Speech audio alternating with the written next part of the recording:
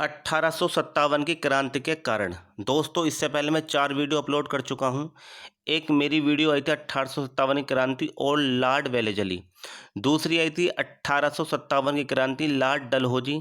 तीसरी वीडियो मैंने अपलोड की है 1857 की क्रांति और इजारदारी प्रथा, महलवाड़ी प्रथा, रैयतवाड़ी प्रथा और स्थायी बंदोबस्त। इन प्रथाओं के 1857 की क्रांति पर क्या प्रभाव पड़े। दोस्तों, पहली वीडियो में लॉर्ड वेलेज़ली की सहायक संधि को डिटेल में समझाया है। दूसरी वीडियो में लॉर्ड डलहौजी की राज्य हड़प नीति यानी कि डॉक्ट्रिन ऑफ लैप्स को अच्छे से समझाया है। और तीसरी वीडियो में मैंने 1857 की क्रांति के ऊपर ब्रिटिश शासन के द्वारा भारत के अंदर अपनाई गई भू राजस्व व्यवस्था के बारे में मैंने बताया है। आज मेरी वीडियो आने वाली है आर्थिक कारण, सामाजिक व धार्मिक कारण और सैन्य कारण। ये कारण थे जिनके द्वारा 1857 की क्रांति बहुत ज़्यादा तेज़ी से बढ़ी। दोस्तों, 1857 की क्रांति एक दिन की देन नहीं थी। ये बहुत लंबी एक कहानी है जिसको मैं आपको डिटेल में समझा रहा हूँ। तो आज इसमें हम आर्थिक कारण, सामाजिक व धार्मिक कारण और सैन्य कारण पढ़ेंगे, डिटेल में पढ़ेंगे। आप इस वीडियो को प्लीज़ लास्ट तक देखना। ठीक है दोस्तों, मेरा नाम राशिद है।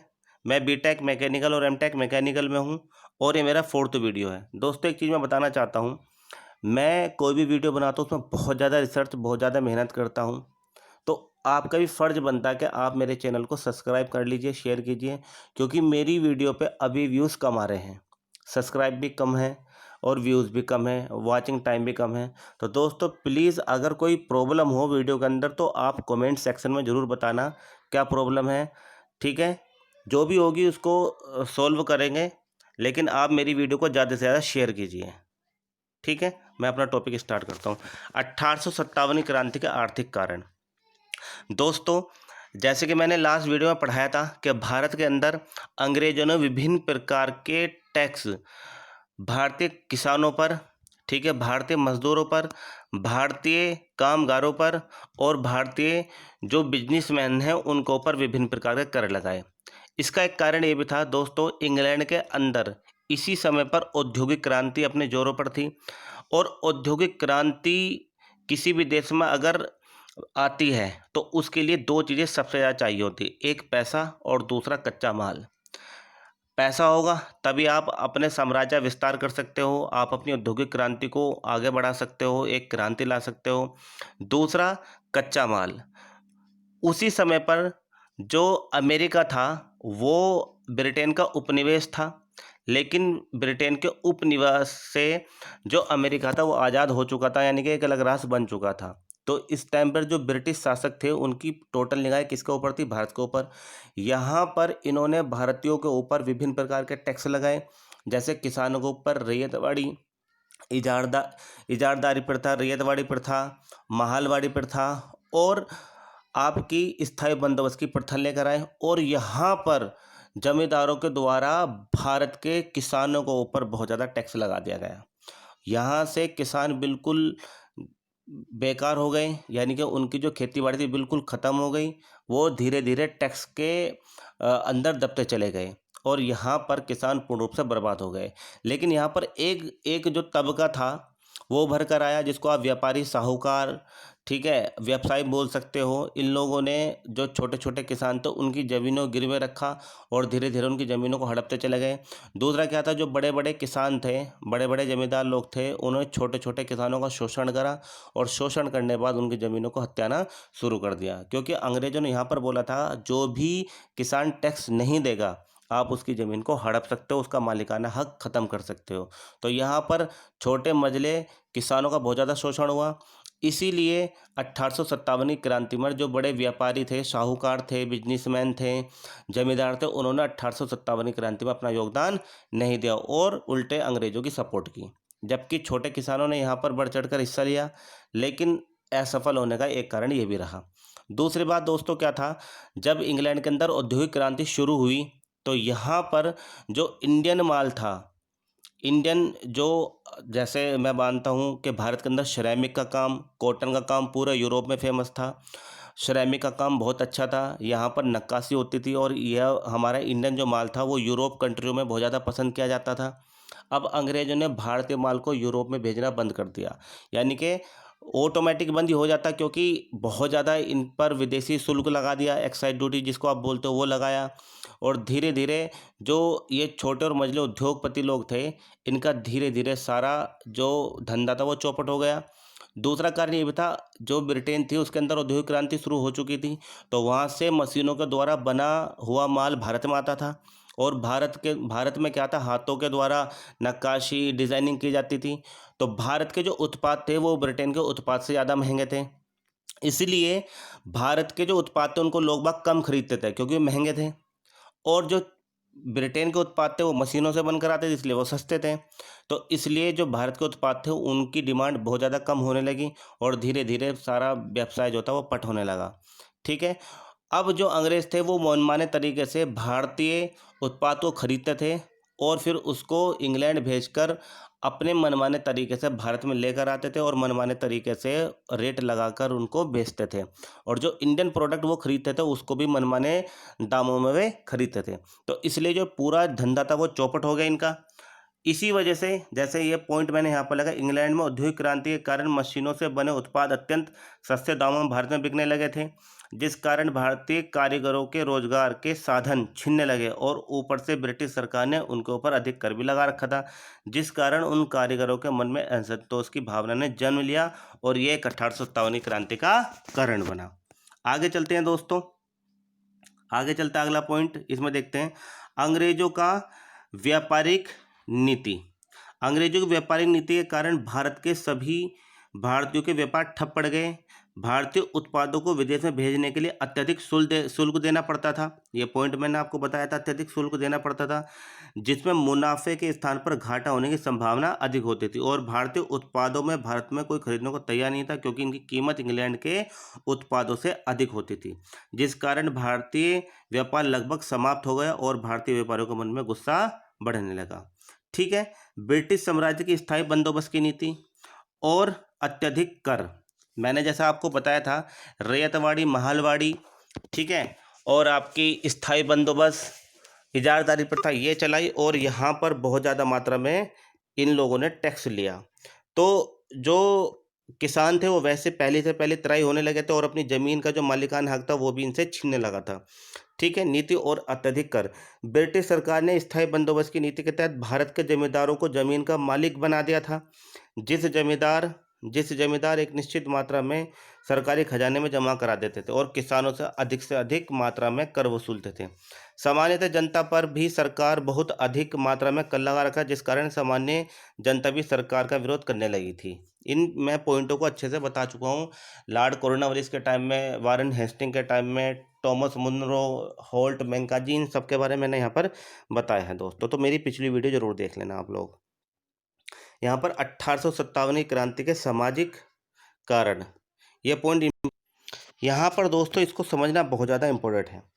सामाजिक और धार्मिक कारण, अगर मैं सामाजिक कारण की बात करता हूँ तो भारत की अपनी अलग संस्कृति है, जो कि शुरू से ही भारत के कल्चर में रही है। यहाँ की वेशभूषा, पहनना ओढ़ना, खाना पीना, ठीक है, आना जाना, ये सब कल्चर में आता है दोस्तों। तो अंग्रेजों ने संस्कृति सुधार की नीतियों से पारंपरिक भारतीय संस्कृति को हीन मानकर बदलाव करना शुरू कर दिया। इनमें सबसे बड़ा बदलाव क्या था? आपकी सती प्रथा को बैन करना, इंग्लिश एजुकेशन को भारत के अंदर बढ़ावा देना, और एक कारण था, जब आप सती प्रथा को बैन कर दोगे तो फिर क्या होगा, विधवा पुनर्विवाह होगा। तो ये कुछ कारण थे, जिस कारण जो भारतीय लोग थे, भारतीय जो धार्मिक लोग थे, उनके मन में एक भावना जागृत होगी कि पहले इन्होंने ज़मीन छीनी हमसे, कारोबार छीना, अब ये धीरे धीरे हमसे हमारा धर्म भी छीनना शुरू कर देंगे। तो इस वजह से जो भारत की संस्कृति रही है, उस संस्कृति के अंदर ईस्ट इंडिया कंपनी ने बदलाव किया, यानी कि ब्रिटिश शासन ने यहाँ पर बहुत ज़्यादा मात्रा में बदलाव किए। ठीक है। और इसमें आपने देखा होगा, ब्रिटिश सरकार ने 1856 में कानून बनाया, जिसको बोला गया धार्मिक नियोक्ता अधिनियम, जिसके तहत ईसाई धर्म ग्रहण करने वाले व्यक्ति को ही अपने पैतृक संपत्ति का अधिकार माना गया, और उन्हें नौकरियों में, पदोन्नतियों में, प्रमोशन में, शिक्षा संस्थानों में प्रवेश की सुविधा प्रदान की गई। दोस्तों इस धर्म को ग्रहण करने वाले व्यक्ति को पैतृक संपत्ति में अधिकार मिल जाता था, जिससे हिंदू समाज के अंदर असंतोष की भावना फैल गई। और इन लोगों ने जो 1813 का चार्टर एक्ट अधिनियम था, उसमें ईसाई मिशनरियों को, ईसाई पंडितों को जो धर्म परिवर्तन था उनमें कार्य करने के लिए प्रोत्साहित करा। और सबसे पहले इन्होंने किसको पकड़ा भैया? बेरोजगारों को, ठीक है, बुजुर्गों को, विधवाओं को, ठीक है, जनजातियों को, अनार्थों को, यानी कि जिनका कोई बाप नहीं होता, माँ नहीं होता, अनार्थों को, ठीक है, यानी कि ऐसे सबसे गरीब तबके को इन्होंने पकड़ा और उसे धीरे धीरे अपने धर्म के बारे में बताया और उन लोगों को धर्म में परिवर्तन करना शुरू कर दिया। और जब धर्म में परिवर्तित हो जाते थे, ईसाई बन जाते थे, तो उनको कुछ ज़मीन भी दे दी जाती थी और उनको ज़मीन का मालिकाना हक भी दे दिया जाता था। उनको नौकरियां मिलती थी, नौकरियों में प्रमोशन मिलते थे और बड़े बड़े उस समय जो कॉलेज थी, यूनिवर्सिटी थी, उनको उसमें प्रवेश भी आसानी से मिल जाता था। तो जिसके कारण भारतीय जो लोग थे उनके अंदर कहीं ना कहीं एक असंतोष की भावना जागृत हो गई और इसी कारण ये भी 1857 का क्रांति का एक कारण बना। दोस्तों 1856 ईस्वी में ही लॉर्ड डलहौजी ने सबसे पहले विधवा पुनर्विवाह अधिनियम मतलब पारित किया और उसको लागू लॉर्ड कैनिंग ने किया था। यानी कि जब सती प्रथा बैन हो गई, सती प्रथा आप जानते हो कि जब किसी का पति मर जाता था तो उसको भी पत्नी, उसकी जो पत्नी होती थी वो भी अग्नि ले लेती थी, यानी कि वो भी जिंदा चिता में बैठकर जल जाती थी। तो इसी कारण जब इसको रोका गया, सती प्रथा को बैन किया गया, तो यहाँ पर विधवा पुनर्विवाह लाया गया। इसमें दो चीज़ें आपको ध्यान रखनी है। सती प्रथा को बैन करने के लिए जो इंडियन सपोर्टर थे उनका नाम राजा राम मोहन राय था और विधवा पुनर्विवाह को लागू करने के लिए भारत के अंदर एक बहुत बेहतरीन व्यक्ति थे जिनका नाम था ईश्वरचंद विद्यासागर, वो बहुत ज़्यादा सपोर्टर थे। तो इस चीज़ को आपको समझना पड़ेगा। ये क्वेश्चन आता है कई बार एग्जाम में कि 1856 का धार्मिक न्योता अधिनियम क्या है और ये किसने लागू किया था? तो दोस्तों ये बनाया किसने था? लॉर्ड डलहौजी ने। लागू किसने किया था? ये आपके लॉर्ड कैनिंग ने। ठीक है, आगे देखते हैं। भारतीय समाज में सुधार कार्य। ब्रिटिश साम्राज्य ने उस समय भारतीय समाज की कुछ कुरीतियों को देखा और उन्हें सही करने का फैसला लिया। जैसे वर्ष 1829 में लॉर्ड विलियम बेंटिक और राजा राम मोहन राय की सहायता से सती प्रथा को भारत के अंदर बैन कर दिया और बाल विवाह पर भी रोक लगा दी। ठीक है, इससे भारतीय हिंदुओं ने इसे अपने धर्म के विरुद्ध समझा और ब्रिटिश सरकार का विरोध करना शुरू कर दिया। लेकिन इसमें दो पॉइंट आपको याद रखना। इसके इंडियन सपोर्टर कौन थे? इसके इंडियन सपोर्टर राजा राम मोहन राय थे और ईश्वरचंद विद्यासागर थे। दूसरी बात, अंग्रेजी शिक्षा। अंग्रेजों ने भारतीय समाज को शिक्षित करने के लिए अंग्रेजी स्कूलों की शुरुआत की थी, जिसमें भारतीयों को शिक्षा प्रदान करना शुरू किया। इससे भारत के सभी धर्मों के लोगों को यह लगने लगा कि वे भारतीयों को अवश्य ईसाई बनाना चाहते हैं, इसलिए उन्होंने अंग्रेजी स्कूलों की शुरुआत की। ये चीज़ आपको समझनी पड़ेगी, बहुत इंपॉर्टेंट चीज़ है। अंग्रेजी शिक्षा के लिए जो इसके रिकमेंडेशन किया था, ये समझ के चलना बहुत ज़्यादा इंपॉर्टेंट है। इसका रिकमेंडेशन किया था लॉर्ड मैकाले ने। ठीक है, अगर ये क्वेश्चन हजारों बार एग्जाम में पूछा गया है कि भारत में इंग्लिश एजुकेशन के जनक कौन है, तो उनका नाम है लॉर्ड मैकाले। उन्होंने रिकमेंडेशन की थी कि भारत में प्रत्येक वर्ष इंग्लिश एजुकेशन पर 1 लाख रुपए खर्च किया जाएगा। लेकिन भारतीय जो हिंदू धर्म के लोग थे, भारतीय जो अदर धर्म के लोग थे, उन्होंने इसका विरोध करना शुरू कर दिया। ठीक है, कि अब धीरे धीरे हमें सबको ईसाई धर्म में कन्वर्ट करेंगे। लेकिन इसके दो सपोर्टर थे, एक राजा राम मोहन राय और दूसरा ईश्वरचंद विद्यासागर। ये लोग जानते थे कि अगर हमें इंग्लिश एजुकेशन नहीं आएगी तो हम अंग्रेजों से मुकाबला नहीं करेंगे। ठीक है, तो इन्होंने इंग्लिश सीखने पर जोर दिया और उसको अंग्रेजों के खिलाफ एक हथियार के रूप में शामिल किया, ताकि अंग्रेजों की आने वाली स्ट्रेटजी के बारे में हम पता लगा सकें। अगर हमारे पास इंग्लिश एजुकेशन नहीं होगी तो अंग्रेज कौन कौन से नियम लाते हैं, कौन कौन से नियम बनाते हैं, हमें कुछ पता नहीं चल पाएगा। ठीक है, तो इसलिए इंग्लिश एजुकेशन पर इन लोगों ने जोर दिया और यही वजह थी कि जो तत्कालीन प्रधानमंत्री, भारत के प्रथम प्रधानमंत्री पंडित जवाहरलाल नेहरू थे, उन्होंने राजा राम मोहन राय को the modern man of India कहा था। यानी कि इनको मॉडर्न मैन के नाम से जाना गया था, अपनी किताब में लिखा था उन्होंने, द डिस्कवरी ऑफ इंडिया में। ठीक है, आगे देखेंगे। ईसाई प्रचारकों द्वारा अन्य धर्मों की निंदा। यानी कि जो ईसाई मिशनरी थे, पंडित थे, जो भारत में अपने धर्म का प्रचार प्रसार कर रहे थे, उन्होंने दूसरे धर्मों की निंदा की। जैसे ईसाई प्रचारकों ने भारत में धर्म को सर्वश्रेष्ठ बताने के लिए अन्य धर्मों के ग्रंथों और सिद्धांतों को गलत बताना शुरू कर दिया, जिस कारण भारत में अंग्रेजों के खिलाफ बड़े व्यापारिक स्तर पर गुस्सा फूटने लगा और ये 1857 की क्रांति का एक कारण बना। ठीक है, 1857 क्रांति के सैन्य कारण, ये आपको पता ही होगा। सैन्य कारण, सबसे पहली बात क्या थी, सेना में भारतीय और अंग्रेजी सैनिकों का जो अनुपात था, यह अनुपात आप समझोगे 5:1 था। ठीक है, कितना था? 5:1। 5:1 था। और जो भारतीय सेना थी उसमें बहुत ज़्यादा नक्सलीय भेदभाव था। योग्यता के बावजूद भी जो भारतीय सैनिक थे उनको अधिकतम सूबेदार पद तक भी नहीं पहुंचाते थे और उनके साथ बहुत ज़्यादा बुरा बर्ताव किया जाता था। ठीक है दोस्तों, ये बहुत ज़्यादा बुरा बर्ताव ये लोग करते थे।